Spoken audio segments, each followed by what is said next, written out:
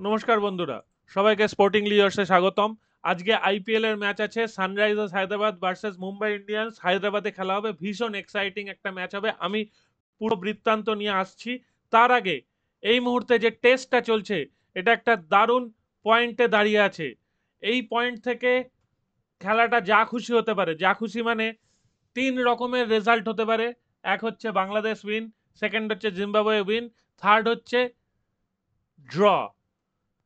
আমার ধারণা, যদি বাংলাদেশ এখান থেকে তাড়াহুড়ো না করে, ধীরে ধীরে ব্যাট করে, এখন বাংলাদেশের টাইম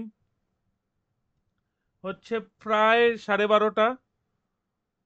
এখানে লেখা থাকে তাই না, দাঁড়ান, এখানে দেখছিলাম একটু আগে, হ্যাঁ এই যে গ্রাউন্ড টাইম 12:27, মানে প্রায় 12:30। সুতরাং আর আধ ঘন্টা পরেই আজকের চতুর্থ দিনের লাঞ্চ হয়ে যাবে। এখন এই মুহূর্তে বাংলাদেশের লিড হচ্ছে 159, 7 উইকেট খুইয়ে ফেলেছে। বাংলাদেশ টার্গেট নিয়েছিল যে 300 করার, 300 রানের লিড নেওয়ার। যদি 300 নাও হয়, তাহলে অন্তত 270-80 লিড নেওয়ার চেষ্টা করবে, এটাই ভেবে রেখেছিল। এই মুহূর্তে জাকের আলী যথেষ্ট ভালো ব্যাট করছেন এবং হাসান মাহমুদ যোগ্য সঙ্গত দিচ্ছেন। যদি তাড়াহুড়ো করে এই বাকি তিনটে উইকেট বাংলাদেশ খুইয়ে ফেলে, তাহলে কিন্তু বাংলাদেশের হারের চান্সটা অনেক বেড়ে যাবে। কারণ 200-র কাছাকাছি কোনো রান যদি হয়, তাহলে এই পিচে খুব সমস্যা হবে বলে মনে হয় না। যদিও বাংলাদেশের স্পিনাররা লাস্ট ইনিংসে ভালো বল করবে বলেই আমার বিশ্বাস, কিন্তু তবু যদি 250+ রান হয়, তাহলে বাংলাদেশের চান্স ভালো থাকবে। যদি 200-র কম রান হয়, তাহলে জিম্বাবুয়ের চান্স ভালো থাকবে, বা 200-র আশেপাশে 220-30 হলেও জিম্বাবুয়ের চান্স ভালো থাকবে, কারণ তারা ফার্স্ট ইনিংসে অলরেডি 273 করে ফেলেছে। সুতরাং তারা এই পিচ সম্বন্ধে একটা আইডিয়া পেয়েছে। এইবার আর একটা যে পসিবিলিটির কথা বলছিলাম, ড্র। ড্র মানে আজকে সকালেও প্রায় ঘন্টা দেড়েক বৃষ্টির জন্য ম্যাচ খেলা হয়নি। আগামীকাল ওয়েদার কেমন থাকবেন সেটা একবার সবাই যারা সিলেটের কাছাকাছি আছেন জানাবেন, এবং আজকে সন্ধ্যেবেলায় বৃষ্টিপাত হতে পারে কিনা সেটা জানাবেন। যদি বিকেলে 3:30-র পর থেকে আকাশ ঘনিয়ে আসে, কালো মেঘ হয়ে আসে, তাহলে কিন্তু ব্যাড লাইটের জন্য খেলা বন্ধ হয়ে যাবে। তাহলে খেলাটা কার্টেলড হয়ে যাবে। আজকে যদি বাংলাদেশ পুরো দিন ব্যাট করে নিতে পারে, তাহলে বাংলাদেশের হাতে ড্র করারও একটা সুযোগ আছে। কারণ বাংলাদেশ কখনোই চাইবে না ঘরের মাঠে জিম্বাবুয়ের কাছে টেস্ট হারতে।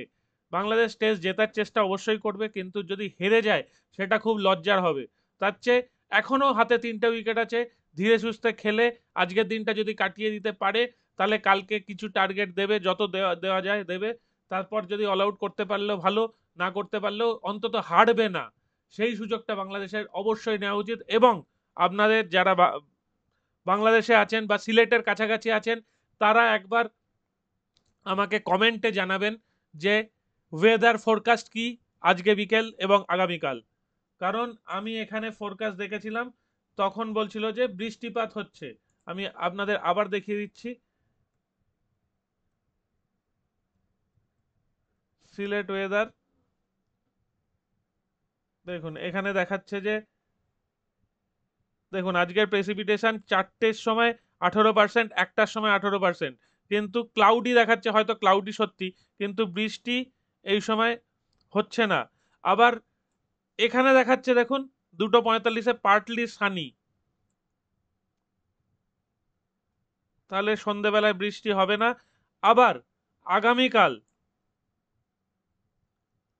আগামীকাল দেখুন আমি এটা নিয়ে যাচ্ছি, সকালে 5টায় বৃষ্টি হচ্ছে, 6টায় বৃষ্টি হচ্ছে, 7টায় ক্লাউডি, 8টায় ক্লাউডি, 9টার সময় লাইট রেন, আবার 11টার সময় সানি, মোস্টলি সানি 3টের সময়। তাহলে আগামীকাল বৃষ্টির সম্ভাবনাটা একটু কম দেখাচ্ছে অন্তত এখানে। তো সেটা খুব ইম্পর্টেন্ট পয়েন্ট। যদি আপনারা দেখতে পান যে আগামীকাল বৃষ্টির সম্ভাবনা আছে, যারা বাংলাদেশের কাছাকাছি আছে, তারা কিন্তু এই সময় ড্রয়ের রেটটা ভালো আছে, একটা ট্রাই নিতে পারেন। যদি বাংলাদেশ যথেষ্ট ভালো ব্যাট করে আজকের দিনে, যদি আর মানে জিম্বাবুয়েকে যদি ব্যাট করতে না নামাতে হয়, তাহলে একটা সুযোগ আছে বাংলাদেশের জন্য, যদি ড্র করতে পারে। তো সেটা ভালো রেট এবং ভালো চান্স। এবার আজকের এর ম্যাচটা নিয়ে আলোচনা করি। গতকাল কিন্তু আইপিএল আমি বলেছিলাম ডিসি জিতবে, ডিসি সহজেই জিতে গেছে। আজকে কিন্তু এসআরএইচ জিতবে বলে আমার মনে হচ্ছে। খেলা হবে হায়দ্রাবাদ, এবং পয়েন্ট সিস্টেম আমরা দেখে নিই। জিটি 1 নম্বরে আছে, ডিসি 2 নম্বরে আছে। মুম্বাই যদি আজকে যেতে 10-এ চলে যাবে ঠিকই, কিন্তু মনে হচ্ছে আজকে এসআরএইচ জিতে এই জায়গাটাকে একটু ক্লোজ রাখবে, কারণ সবাই 12-র দিকে চলে গেলে তলার দিকটা অনেকটা দূরে পৌঁছে যাবে, তারা তাড়াতাড়ি ম্যাচ থেকে হারিয়ে যাবে। সুতরাং এটা লম্বা টুর্নামেন্ট, এত তাড়াতাড়ি কিছু টিম এলিমিনেট হয়ে যাওয়াটা ঠিক হবে না টুর্নামেন্টের জন্যে। টুর্নামেন্টের লাস্ট উইকে বা লাস্ট ম্যাচেও যদি ডিসাইড হয় যে কারা উঠবে, সেটার চেয়ে ভালো টুর্নামেন্ট আর কিছু হতে পারে না। সেই জন্যে এত বড় ম্যাচের টুর্নামেন্ট, যেখানে 72টা ম্যাচ হবে লিগ পর্যায়ে, সেখান থেকে মাত্র 4টে দল পরের রাউন্ডে যাবে। তো পরের রাউন্ড মানে সেমিফাইনাল খেলবে। তারপর জানেন যে সেমিফাইনাল নয়, একটা প্লে অফ, একটা এলিমিনেটর, এইরকম ধরনের খেলা হয়। তো সে যাই হোক, সেটা সেমিফাইনাল বলতে পারেন বা এলিমিনেটর প্লে অফ যাই বলবেন, সেই হিসাবে হতে পারে। তারপর ফাইনাল হবে। তো সেইখানে যত শেষের দিকে গিয়ে 4টে টিম ডিসাইডেড হবে, তত টুর্নামেন্টের জৌলুস বাড়ে, তত টুর্নামেন্টের এক্সাইটমেন্ট থাকে। তো আমার সেই হিসাবে মনে হচ্ছে এসআরএইচ হয়তো আজকে একটা কামব্যাক করবে। এবার আমরা একটা পিচটা দেখার চেষ্টা করব, যদি পিচ আজকে ব্যাটিং ফ্রেন্ডলি করে তাহলে খুব ভালো হবে।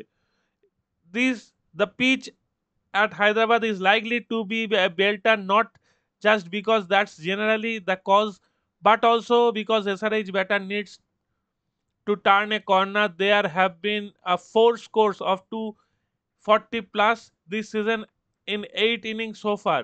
So expect a lot of runs. Is going to be a warm evening after a hot day, where max temperature forecast is to be 38 degrees Celsius. আজকে আমি এক্সপেক্ট করছি একটা রানের ম্যাচ হবে, হাই স্কোরিং ম্যাচ হবে। যে টিমই প্রথমে bat করুক 200 তো করা উচিতই এই পিচে, এবং হায়দ্রাবাদ প্রথমে ব্যাট করলে 240 প্লাস রান করবে বা 250 প্লাস রান করার চেষ্টা করবে। আর যদি মুম্বাই প্রথমে ব্যাট করে তাহলেও 220 রান হতেই পারে। তারপর হায়দ্রাবাদ সেটাকে চেস করার চেষ্টা করবে। তো সেটাই দেখা যাক। আমার মনে হচ্ছে আজকে হায়দ্রাবাদ উইন হবে। ঠিক আছে, এই হলো আমার স্পেকুলেশন। আর টেস্টের যেটা বললাম সেটা অবশ্যই আমায় জানাবেন যে বৃষ্টির সম্ভাবনা কতটা কি আছে। এখানে শেষ করছি, ভালো থাকবেন সবাই।